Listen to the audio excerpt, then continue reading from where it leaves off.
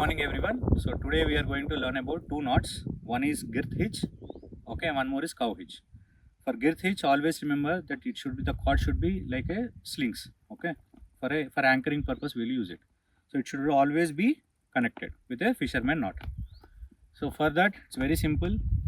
You just need to pass it and lock it back. This is Girth Hitch.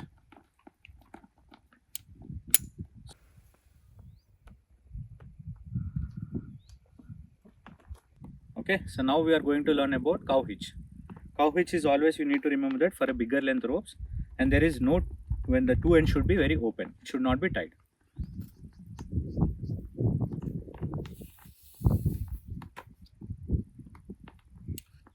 Even simple way, take the middle of the rope